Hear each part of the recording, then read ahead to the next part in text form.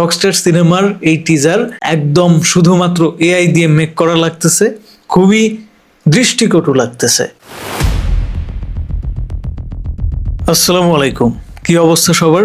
আশা করি সবার দিনকাল ভালোই কাটতেছে এবং কাটতেছে রকস্টারময়। বন্ধুরা, এই ভিডিওর থাম্বনেল দেখে আপনারা ইতিমধ্যে বুঝে যাওয়ার কথা যে এই ভিডিওতে রকস্টার প্রসঙ্গে বেশ কিছু প্রশ্ন এবং সেই প্রশ্নগুলোর উত্তর খোঁজার চেষ্টা করা হবে। বলে রাখা ভালো, এই প্রশ্নগুলো আমার নিজের না, উত্তরগুলো আমার মোটামুটি জানা। প্রশ্নগুলো তাহলে কাদের? প্রশ্নগুলো সামাজিক যোগাযোগ মাধ্যমে ঘুরে বেড়ানো বেশ কিছু সিনেমা বোদ্ধাদের। অনেক এরকম পাবলিক আছে পরিপূর্ণতা খোঁজে সব জায়গায়, সেইটা আসলে নিজেরাই পাওয়ার যোগ্য না। প্রশ্নগুলো সেই সমস্ত পাবলিকের যারা আসলে সিনেমা দেখার থেকে বেশি সিনেমার খুঁত ধরায় ব্যস্ত থাকে।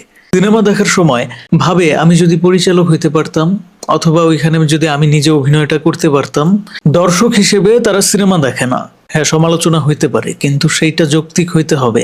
এখন যৌক্তিক কিভাবে হবে সেটাই যদি একজন মানুষ না বুঝে, সেক্ষেত্রে তার সমালোচনা কতটা যৌক্তিক সেটাও একটা প্রশ্ন। তো বন্ধুরা, আগে আমরা ওই সমস্ত সমালোচক এবং ওই সমস্ত নির্বোধ দর্শকদের প্রশ্নের উত্তর চলেন খোঁজার চেষ্টা করি। রকস্টারের টিজারটা আমরা সবাই দেখেছি, অধিকাংশ মতামত ছিল পজিটিভ। যারা সাকিব হেটার্স তারা মুখে কুলুপ এঁটে বসে আছে, একদম চুপচাপ হয়ে গেছে, তাই না? এর মধ্যেও কিছু মানুষ আছে যাদের আসলে কোনোভাবেই তো সন্তুষ্টি আসে না, মানে নিজেকে নিয়ে কোনো সন্তুষ্টি নাই, তাই অন্যকে নিয়েও সন্তুষ্ট হইতে পারে না, সহজে পারে না। যদিও সন্তুষ্ট হওয়া ওইখানে উচিত। সমস্ত মানুষ যারা আসলে নিজেকে নিয়েও সন্তুষ্ট না, জিনিসটা তার চোখে পড়ে, সেটার থেকেও একটা নেগেটিভ বার্তা সে পায়, সেটা নিয়েও নেগেটিভ আলোচনাই বেশিরভাগ সময় করে। আজকের এই প্রশ্নের উত্তরগুলো আমি দেব। যে প্রশ্নটা সোশ্যাল মিডিয়াতে অনেককেই আমি পোস্ট দিতে দেখেছি, অনেককে ভিডিওর মাধ্যমে বলতে দেখেছি, এটা হচ্ছে রকস্টার সিনেমার গানগুলো নোবেল, হাবিব অথবা জেমসের মতো অতি পরিচিত শিল্পীদের দিয়ে কেন গাওয়ানো হলো না? গাওয়ানো তো উচিত ছিল, তাই না? সিনেমার প্যাটার্নটা আসলে কি ধরনের, আমার উদ্দেশ্যটা কি, গল্পটা চরিত্রকে ওই সিনেমায় কিভাবে কি হিসেবে প্রকাশ করতে চায় একজন পরিচালক, এটা আমাদের বুঝতে হবে। সিম্পল একটা বিষয়, যদি জেমসকে দিয়ে রকস্টার সিনেমার গান গাওয়ানো হয় তাহলে একটা গান গাওয়ানো যাবে না, সবগুলো গান জেমসকে দিয়েই গাওয়াইতে হবে।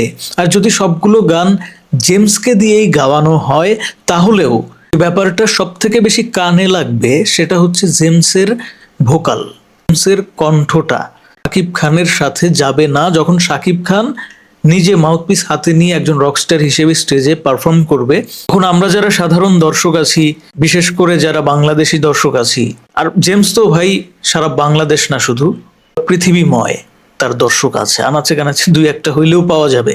তো গানের তালে তালে শাকিব খান যতই ঠোঁট না রাখ, সবাই বুঝে যাবে যে এইটা জেমসের গান, এবং এইটা সাবকনশিয়াস মাইন্ডে করবে, ঘুরে বেড়াবে যে এইটা তো ভাই জেমসের গান। সো ওইখানে কিন্তু চরিত্রটা এস্টাবলিশড হবে না। হাবিবের ক্ষেত্রেও কথাটা একই। অথবা নোবেলের কথা যদি বলি, একে দিয়ে শাকিব খানের সিনেমায় গান গাওয়ানো কি কোনো অসম্ভব কাজ? মোটেই না। এবং এটা খুব সিম্পল একটা বিষয়। আমরা এর আগে শাকিব খানের অনেক সিনেমা, যেমন সত্তার কথা যদি বলি, জেমস গান গাইছিল। হাবিবকে দিয়েও শাকিব খানের সিনেমায় এর আগে অনেকবার গান গাওয়ানো হয়েছে। নোবেলের কথা যদি বলি, শাকিব খানের সিনেমায় নোবেল অফার পাইলে এই মুহূর্তে নাচতে নাচতে গিয়ে ওখানে হাজির হবে, এইটা সবার বোঝার কথা। কাউকে আমি ছোট করতেছি না, নোবেল দুর্দান্ত একজন গায়ক, তাকে যদি আসলে এখানে ইন করা যেত সেটা ভালো হইতো। কিন্তু নোবেলের ক্ষেত্রে, হাবিবের ক্ষেত্রে, জেমসের ক্ষেত্রে রেস্ট্রিকশনটা সব থেকে বেশি কাজ করতেছে, এটা হচ্ছে তাদের ভয়েস। এই ধরনের সিনেমার ক্ষেত্রে, সিনেমায় কেন্দ্রীয় চরিত্র নিজে যখন একজন রকস্টার, তখন তার ভয়েসটা প্রত্যেকটা গানে সেম থাকতে হবে। এই ব্যাপারটা যদি না থাকে তাহলে দর্শক সেটা নিয়েও তখন সমালোচনা করবে, এবং সম্পূর্ণ সিনেমার আসল যে মজা সেটাই কিন্তু নষ্ট হয়ে যাবে। দ্বিতীয়ত, যদি কণ্ঠটা অনেক বেশি পরিচিত হয়, সেটা হোক হাবিবের কণ্ঠ, সেটা হোক জেমসের কণ্ঠ বা হৃদয় খানের কণ্ঠ অথবা নোবেলের কণ্ঠ, তাহলেও দর্শক খুব অনায়াসে বুঝে যাবে যে এইটা অমুকের কণ্ঠ, এবং সেই কণ্ঠে 7-8টা গান থাকলে ওই যে আসল যে ফিলটা, যে হ্যাঁ আমরা শাকিব খানকে রকস্টার চরিত্রে দেখতেছি, এই চরিত্রটাই এই গানগুলো গাচ্ছে, এই ফিলটা আমরা কিন্তু পাবো না। তো এক্ষেত্রে কি করা যেতে পারে? এক্ষেত্রে যেটা সব থেকে ভালো চয়েস সেটা হচ্ছে এমন একজন নতুন শিল্পী, নিউ ভয়েস, যার কণ্ঠে একটা ম্যাজিক আছে, একটা ব্যাপার আছে, প্লেব্যাক সিঙ্গার হওয়ার একটা আশঙ্কা আছে। এই ধরনের একজন গায়ককে যদি আসলে ইন্ট্রোডিউস করানো যায় তাহলে সেটা খুব কাজে দিবে। কারণ চরিত্রটাই একজন গায়ক হিসেবে এস্টাবলিশ করতে হলে, দর্শককে বিশ্বাস করাতে হলে যে এই রকস্টার ক্যারেক্টারটা অর্থাৎ আগুন এখানে গান গাচ্ছে স্টেজে, এইটা সত্যিকার অর্থে ফিল করাইতে হইলে ওই জেমস নোবেল অথবা আর অন্য কোনো পরিচিত শিল্পী, যদি ধরি আসিফ, এই ধরনের শিল্পী দিয়ে চলবে না। হ্যাঁ, চালাইলে তো ভাই অনেক কিছু দিয়েই চলে, কিন্তু এইভাবে চালিয়ে দেওয়াটা কি আসলে উচিত হবে কিনা সেটা আপনাদের কাছে আমার প্রশ্ন রইল। কমেন্ট বক্স স্বাধীনতার জায়গায় কমেন্টে আপনারা উত্তরটা দিবেন। এইবার আসি দ্বিতীয় একটা প্রশ্ন, সেটা হচ্ছে অনেকেই বলতেছে সিনেমায় নাকি শুনলাম 8টা গান, তাহলে গল্পে আমরা কখন ঢুকবো, গল্প কখন দেখাবে? প্রথমত এইটা বুঝতে হবে যে সিনেমাটা কি ধরনের চরিত্রকে কেন্দ্র করে। সিনেমার কেন্দ্রীয় চরিত্র যদি একজন যোদ্ধা হইতো অথবা সিনেমার কেন্দ্রীয় চরিত্র যদি একজন গ্যাংস্টার হইতো তাহলে সেই সিনেমায় 8টা গান রাখার কোনো মানেই থাকতো না। কিন্তু এই সিনেমাটা একজন রকস্টারের জীবন নিয়ে, তার উত্থান এবং পতন নিয়ে। তো তার উত্থান হইতে গেলে, পতন হইতে গেলে এর মাঝখানে 8টা গানও তো কম হয়ে যায়। যেহেতু এটা সিনেমা, 8টা গান দিয়েও শেষ করা সম্ভব। কিন্তু বাস্তবিকভাবে যদি আপনি কল্পনা করেন, একজন মাইকেল জ্যাকসন 5টা অ্যালবাম বের করছে, সম্ভবত 5টাই হবে আমি যদি ভুল না করে থাকি। তো সেই 5টা অ্যালবামে কতগুলো গান আছে মোট? এক জীবনে একজন শিল্পী অহরহ অসংখ্য গান গায়। তো শিরোনামটা যখন রকস্টার, তখন ওই সিনেমায় 8টা গান তো ভাই স্বাভাবিক একটা বিষয়। গানে গানে অনেক কিছুই দেখাবে যেগুলো আমাদের খুব ভালো লাগার কথা, যদি গানগুলো ভালো হয়। যদি গানগুলো আসলে গানের কথা, সুর সবকিছু যদি দুর্দান্ত হয় তাহলে আশা করা যায় যে সিনেমাটা খুব বেশি উপভোগ্য হবে এবং গানগুলো ভাইরাল হয়ে যাবে, বিশ্বব্যাপী একটা আলোড়ন তৈরি করবে। যদিও বাংলা গান, তারপরেও এখন ইন্টারনেটের যুগে বিশ্বব্যাপী বাংলা গানও ভালো সমাদৃত হয়। আরেকটা প্রশ্ন আমার নিজের মাথায় ঘুরপাক খাচ্ছিল এবং দু একজনকে করতেও দেখলাম সোশ্যাল মিডিয়াতে, যে আচ্ছা বাংলা গান দিয়ে কিভাবে শাকিব খানের এই রকস্টার চরিত্র সিনেমায় গ্লোবালি সুপারস্টার হয়ে যাবে, রকস্টার হয়ে যাবে, এটা কি আদৌ সম্ভব? দেখেন, সিনেমায় গল্পের গরু গাছেও ওঠে, এটা কতটুকু কি সম্ভব হবে সেটা মেকার্সদের উপর অনেকটা নির্ভর করবে। মেকার্সরা যদি এটাকে খুব রিয়েলিস্টিক ওয়েতে দেখাইতে পারে, প্রেজেন্ট করতে পারে, তাহলে আমাদের কাছে বাস্তবিক লাগবে। ধরেন একটা শিল্পী বাংলাদেশে জন্মগ্রহণ করলো, সে বাংলাদেশকে জয় করে আন্তর্জাতিক পর্যায়ে গিয়ে পুরস্কার জিতলো, আন্তর্জাতিক পর্যায়ে গিয়ে সমাদৃত হলো, তার গানগুলো ছড়িয়ে গেল, এরকম একটা জার্নি হইতেই তো পারে। উদাহরণস্বরূপ রুনা লায়লা, জেমস, এই ধরনের শিল্পীরা শুধুমাত্র বাংলাদেশের গণ্ডির ভিতরে আবদ্ধ থাকেনি, বিশ্বব্যাপী একজন গায়ক হিসেবে, একজন গায়িকা হিসেবে তাদের কিন্তু একটা আলাদাই সমাদর আছে, কদর আছে। ইভেন যদি আপনি পাশের দেশ ইন্ডিয়ার শিল্পীদের দিকে তাকান বা পাকিস্তানের শিল্পীর দিকে তাকান, ওইখানেও অনেক অনেক শিল্পী আছেন যারা কিন্তু আমাদের বাংলাদেশে ব্যাপক জনপ্রিয়, অনেক বেশি জনপ্রিয়। শুধু বাংলাদেশ না, মিডল ইস্ট কান্ট্রিগুলা থেকে শুরু করে ইউরোপ কান্ট্রিগুলোতেও অনেক বেশি সমাদর তারা পেয়ে থাকে। এবার আসি চতুর্থ প্রশ্নে, টিজারে কেন আমরা নায়িকাকে দেখতে পারলাম না? নায়িকাকে গুরুত্ব কেন দিল না? শুধু শাকিব খানকে দিয়েই টিজার শেষ করে দিল কেন? অথবা নায়িকার কথা বাদ দেন, অন্য কোনো ক্যারেক্টারকেও ওইরকম খুব একটা গুরুত্ব দিতে কেন আমরা দেখলাম না? এটা কি আসলে নেতিবাচক বিষয়? হ্যাঁ, না, মোটেই না। বাংলাদেশের 8-10টা গতানুগতিক সিনেমার প্রমোশনাল যে স্ট্র্যাটেজি, সেই স্ট্র্যাটেজি রকস্টার টিম ফলো করে নাই। তারা একটা নতুন বেঞ্চমার্ক সেট করতে আসতেছে। একদম শুরু থেকেই তাদের প্রমোশনটা অন্য লেভেলে ছিল। ক্রিকেট খেলা হচ্ছে, মাঠে বিলবোর্ডে শাকিব খানের রকস্টারের প্রমোশন হচ্ছে, যেটা শাকিব খানের একটা সিনেমার ক্ষেত্রে আমরা কখনো কল্পনাও করি না। কারণ শাকিব খানের অনেক অনেক ফ্যান এমনিতেই আছে।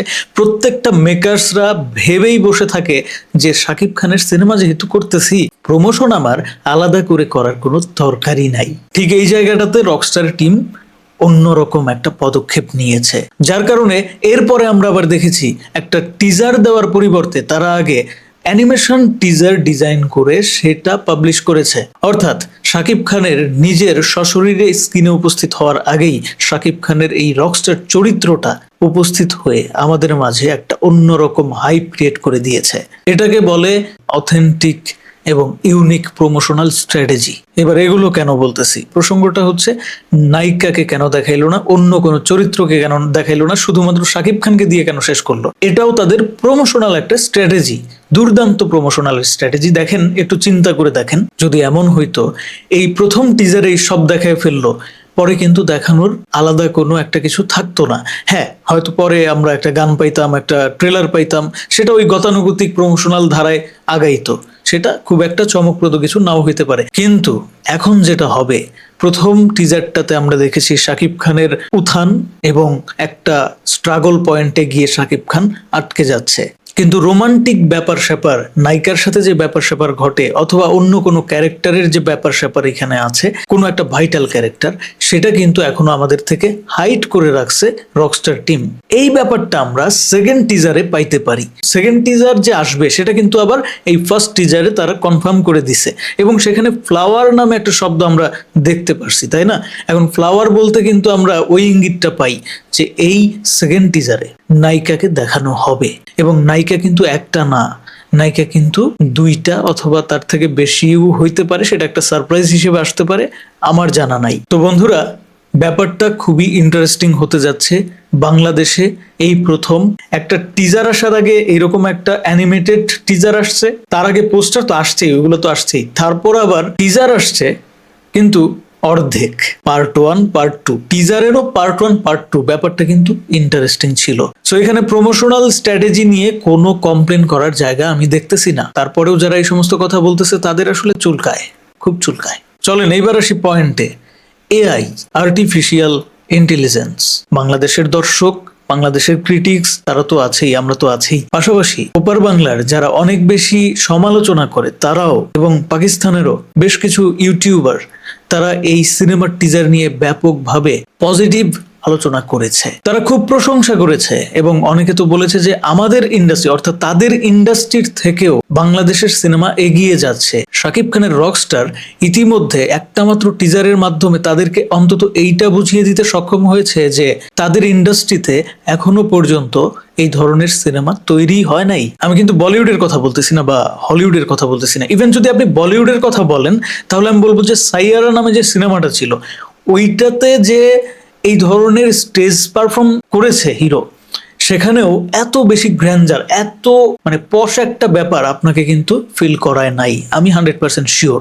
আর এটা শুধুই আমার একান্ত ওপিনিয়ন না, এটা কলকাতার অনেক দর্শক এবং রিভিউয়ারদের নিজস্ব ওপিনিয়ন, আমার সাথে যেটা ম্যাচ করেছে। কিন্তু অবাক করা বিষয়, আক্ষেপের বিষয় হচ্ছে বাংলাদেশের অনেক সিনেমা বোদ্ধা আছেন যাদের দৃষ্টিতে এইটা পজিটিভ ভাবে ধরা পড়ে নাই। তাদের কাছে রকস্টার সিনেমার এই টিজার একদম শুধুমাত্র এআই দিয়ে মেক করা লাগতেছে, খুবই দৃষ্টিকটু লাগতেছে। আমার প্রশ্ন, এআই বলতে আপনারা আসলে কতটুকু বুঝেন? আপনার ফোনে যে এআই ব্যবহার করেন, আপনি এআই সফটওয়্যারগুলো ব্যবহার করেন, বা এআই এর মাধ্যমে আপনি একটা পোস্টার বা থাম্বনেল ডিজাইন করেন, বাস এই পর্যন্তই এআই এর সক্ষমতা? যদি আপনি এটা ভেবে থাকেন, তাহলে আপনি অজ্ঞতার জগতে বাস করছেন। ইতিমধ্যে হলিউডের অনেক বড় বড় বাজেটের সিনেমাতে এআই এর ব্যবহার হয়েছে। আর একটা কথা তো সবাই জানেন, হলিউড বলিউডের অসংখ্য বিগ বাজেটের সিনেমা, সেগুলো ভাই বাজেটের কথা তো আসতেই হবে এখানে, এখানে বাজেটটা খুব ইম্পর্টেন্ট। আমাদের দেশের সিনেমার সর্বোচ্চ কত বাজেটের হয়, সেখানে এআই এর ব্যবহার করি আর গ্রিন স্ক্রিনের ব্যবহার করি, বা 3D এফেক্টের যদি ব্যবহার করি, ভিএফএক্স সিজিআই এগুলোর ব্যবহার করি, সেক্ষেত্রে কতটা উন্নতি সম্ভব সেটাও তো আমাদের বুঝতে হবে। আমাদের সীমাবদ্ধতা তো বাজেটে ভাই। সো এইগুলা নিয়ে চিল্লাপাল্লা করার কি আসলেই কোনো খুব বেশি যৌক্তিকতা আছে? আমাকে দেখতে হবে, একজন দর্শক হিসেবেও যদি আমি দেখি, একজন ক্রিটিক্স হিসেবেও যদি আমি দেখি, আমাকে প্রথমে দেখতে হবে যে আমার সিনেমার বাজেটটা কত, এবং সেই বাজেটের মধ্যে আমাকে কি দেখানোর চেষ্টা করা হচ্ছে, সেটা সেটা কোন প্রসেসে দেখাচ্ছে, এবং ওই প্রসেসটার থেকে ভালো কোনো প্রসেস আসলে ছিল কিনা। দেখেন, অনেক সমালোচক বা দর্শকদের আমি পোস্ট করতে দেখলাম সোশ্যাল মিডিয়াতে, আলোচনা করতে দেখলাম ভিডিওতে অনেককে, যে টিজারে এমন কিছু সিন আছে যেগুলো বাস্তবেই শুট করা যেত।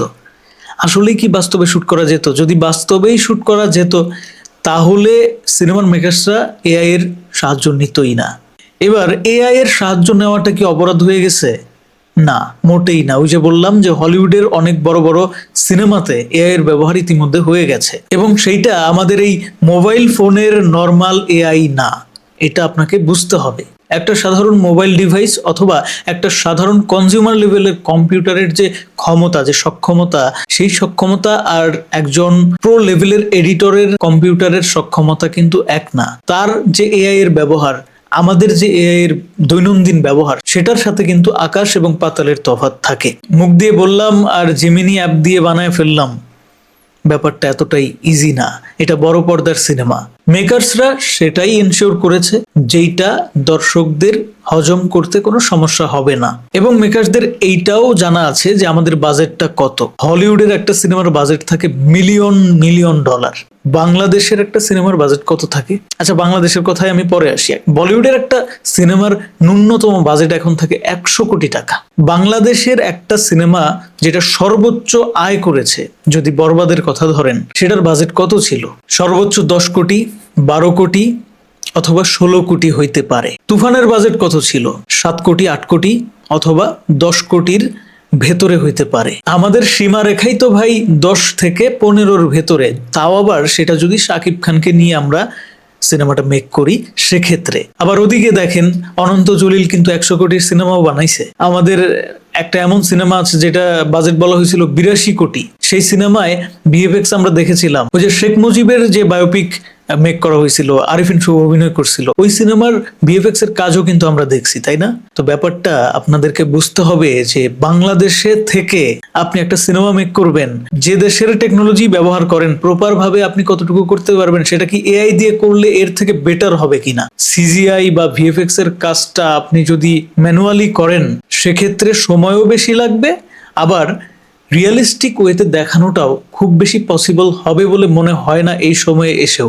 কেননা আমাদের দেশের নির্মাতাদের ওই প্রশিক্ষণটা দেওয়া হয় না যে এডিটিং টেবিলে বসে ওই এডিটরের সাথে এডিটের ব্যাপারটা প্রপারলি বুঝে শুনে তারা তদারকিতে রাখবে। অনেক ব্যাপার স্যাপার আছে, সবকিছু আসলে বলতে হয় না, কিছু বিষয়ে বুঝে নিতে হয়। তো বাংলাদেশে ইতিমধ্যে 100 কোটির একটা সিনেমা নির্মাণ হয়েছে, 82-83 কোটির একটা সিনেমা নির্মাণ হয়েছে। সেই সমস্ত সিনেমার ভিএফএক্স, সিজিআই এর কাজ যখন আমাদের পেটে হজম হয় নাই, আমরা যখন সেগুলো নিয়ে মারাত্মক লেভেলের সমালোচনা দেখেছি, করেছি, সেখানে শাকিব খানের এই সিনেমা আমাদের যেটা প্রোভাইড করতেছে সেটা কি প্রশংসার দাবিদার নয়? অবশ্যই প্রশংসার দাবিদার। এইখানে সর্বোচ্চ এইটুকু বলা যাইতে পারে যে এআই দিয়ে শুট করা হয়েছে, কিন্তু দুর্দান্ত লাগতেছে। হ্যাঁ, কিছু ত্রুটি থাকবেই, সেটা আপনি যে কোনো সিনেমা আমার সামনে নিয়ে আসেন, আমি যদি বলি ওইখান থেকে ত্রুটি বিচ্যুতি বের করে দেখাবো, তাহলে সেটা আমি অহরহ বের করে দেখাইতে পারবো। আজকে আমার সামনে বাহুবলী রাখেন, আজকে আমার সামনে একটা অ্যাভাটার রাখেন, সেটারও ভুল খুঁজে বের করা সম্ভব। মানুষ মাত্রই তো ভুল। কিন্তু বাজেটটা আপনার কত? ওই সিনেমা কত বাজেটের মধ্যে? যেমন ধরেন আমার এই ফোনটা রেডমি নোট 9 প্রো ম্যাক্স, এই ফোনটা আমি ধরেন 25,000 টাকায় যদি কিনে থাকি, তাহলে এইটার মধ্যে আমি কি কি আশা করতে পারি? সবই আছে।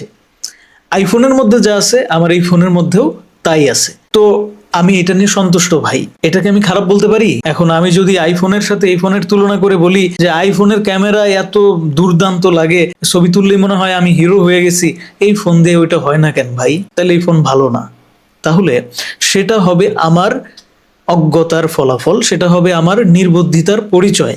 কেননা একটা আইফোনের দাম দিয়ে এই ধরনের 5-6টা ফোন কেনা যাবে, অনায়াসে কেনা যাবে। ঠিক একইভাবে এআই নিয়ে যাদের অনেক বেশি চুলকানি হচ্ছে, তাদের আসলে চুলকানির মলম লাগাইতে হবে, সেটা এই সিনেমা দেখার আগেই লাগাইতে হবে। তাদেরকে বলবো অতি দ্রুতই চিকিৎসালয়ে গিয়ে মলম লাগান, কারণ এই চুলকানির ফলে সিনেমার তো কোনো ক্ষতি হবেই না, দিন শেষে যেটা হবে আপনার চর্মরোগ হয়ে যেতে পারে। সো খুব দ্রুত নিজের টাকায় কিনে মলম লাগান, এটা বলে বেড়ানোর দরকার নাই। তো বন্ধুরা, সব কথার এক কথা হচ্ছে, হলিউডের অসংখ্য এমন সিনেমা আছে, নাম বলতে থাকলে শেষ হবে না, ভিডিও অনেক লম্বা হয়ে যাবে, যে সেই সমস্ত সিনেমায় যা দেখাচ্ছে সবই ফেক, সবই গ্রিন স্ক্রিনের কাজ, সবই ভিএফএক্স সিজিআই এর কাজ।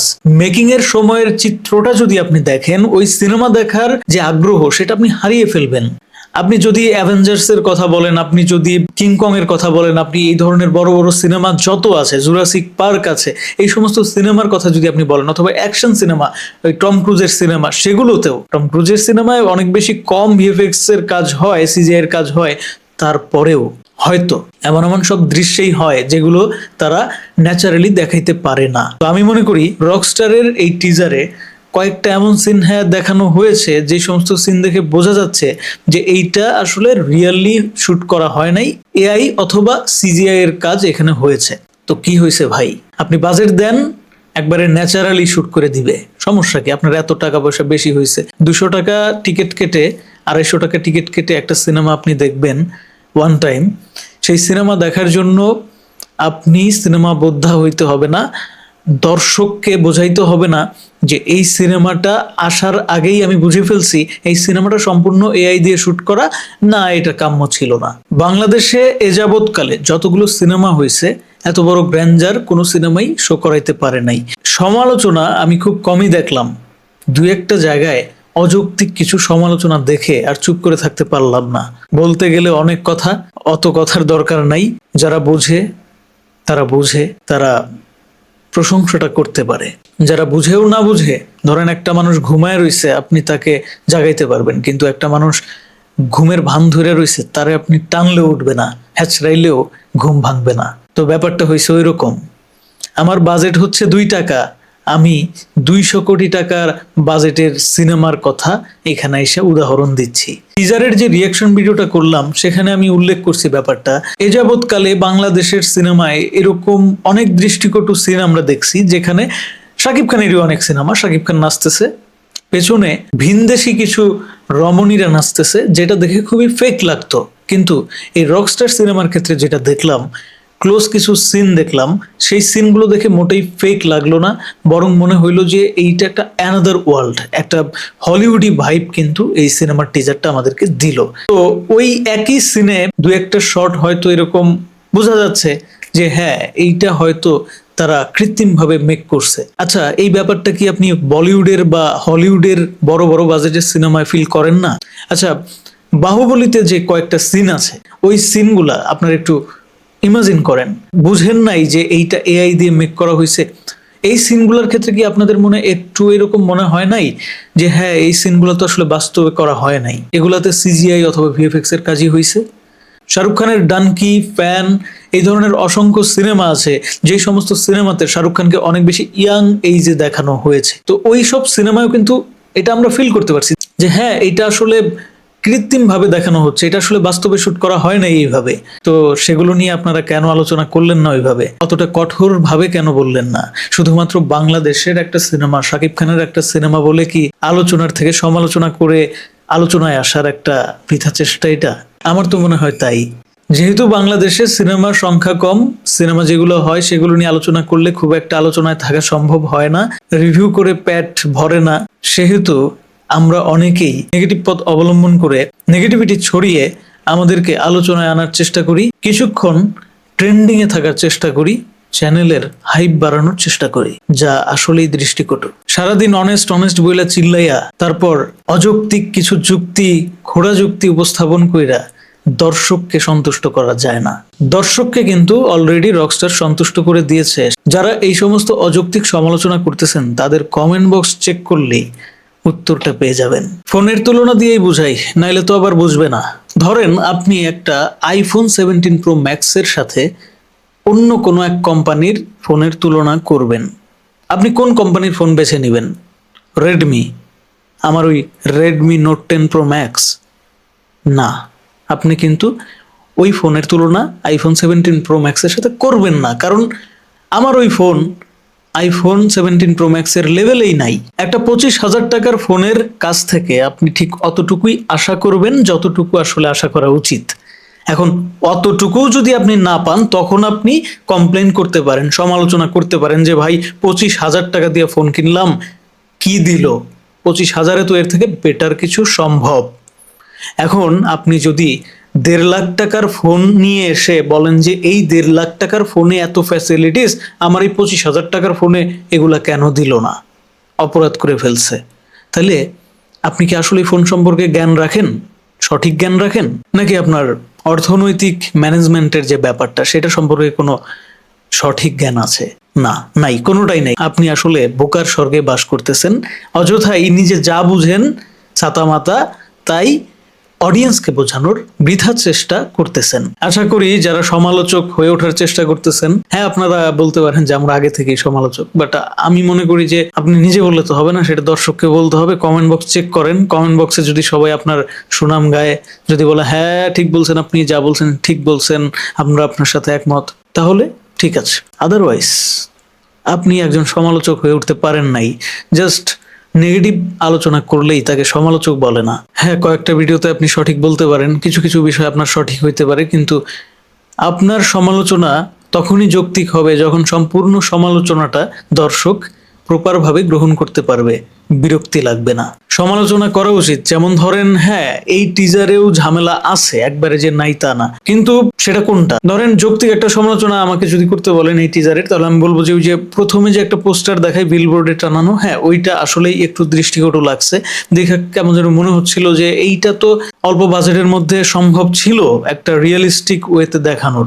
একদম ব্যানার একটা বানাইয়া সুন্দরভাবে বিলবোর্ড একটা টানাইয়া এইভাবে কিন্তু দেখাইতেই পারতো। এআই দিয়ে বা সিজে এর কাজ বা ভিএফএক্স এর কাজ এখানে করার কোনো প্রয়োজন ছিল না। তো সেটা নিয়ে সমালোচনা করা ঠিক আছে, বাট যারা এই যে টপ শটে কি দেখাইলো এআই দিয়ে মেক করছে গো, এই যে এইটা এআই দিয়ে বানাইছে, ওইটা এআই দিয়ে বানাইছে, সম্পূর্ণ সিনেমাই এআই দিয়ে বানায় ফেলছে, এই ধরনের টাইটেল দিয়ে এই ধরনের ভিডিও যারা করে বেড়াচ্ছে বা সোশ্যাল প্ল্যাটফর্মে যারা এগুলো নিয়ে লেখালেখি করতেছে, তাদের আসলে ভাই খাইয়া দেয় কোনো কাজ নাই, বুঝছেন? আলোচনায় আসার একটা ফন্দি মাত্র, এগুলো তাছাড়া আর কিচ্ছু না। এ যাবৎকালে বাংলাদেশের সিনেমায়, বাংলাদেশের কথা বলতেছি, আপনি কলকাতার কথাও যদি বলেন, কলকাতায় এত ভালো ভালো সিনেমা হয়, ওদের ক্যামেরা কোয়ালিটি বলেন টপ নচ, ওদের টেকনিশিয়ান বলেন তারা ট্রেন্ড, অ্যাটলিস্ট আমাদের এই জায়গায় যারা আছে টেকনিশিয়ান তাদের তুলনায় ওরা অনেক বেশি ট্রেন্ড। ওরাও এখনো পর্যন্ত এই ধরনের একটা গ্র্যান্ডারের সিনেমা কিন্তু আমাদের সামনে, দর্শকের সামনে উপস্থাপন করতে পারে নাই। এইটা প্রমাণিত ভাই। সেইখানে আপনি এই ধরনের একটা সিনেমা পেয়ে, ফোনের প্রসঙ্গটা আবারও চলে আসে। দেখেন আমরা মধ্যবিত্ত, আমাদের হুট করে আইফোন 17 প্রো ম্যাক্স দাবি করে বসলে আমরা পাবো না, আমরা কিনতে পারবো না, সেই যোগ্যতাই তো আমাদের এখনো ক্রিয়েট হয় নাই। আমাদের নাই 500 সিনেমা হল, 500-র কথা বাদ দেন, 300-ই তো নাই। 100 সিনেমা হল, তার মধ্যে 50টা গুদাম ঘর। একটা 1000 কোটি টাকার সিনেমার সাথে আইসা তুলনা দেই আমাদের একটা 10 কোটি বা 20 কোটির সিনেমা। ডিস্ট্রিবিউশনের এইটুকু সীমিত সক্ষমতা নিয়ে নির্মাতাগঞ্জে এত বড় একটা পদক্ষেপ নিয়েছে, অ্যাটলিস্ট এত বড় গ্র্যান্ডারের একটা সিনেমা নির্মাণের সাহস করেছে। 20 কোটি টাকা বলেন বা 16 কোটি বলেন, খরচ করার যে একটা দুঃসাহস দেখিয়েছে, সেটা শাকিব খানের জন্যই সম্ভব হয়েছে। এটা যেমন সত্য, তারপরেও বলবো এটা একটা বিশাল বড় রিস্ক।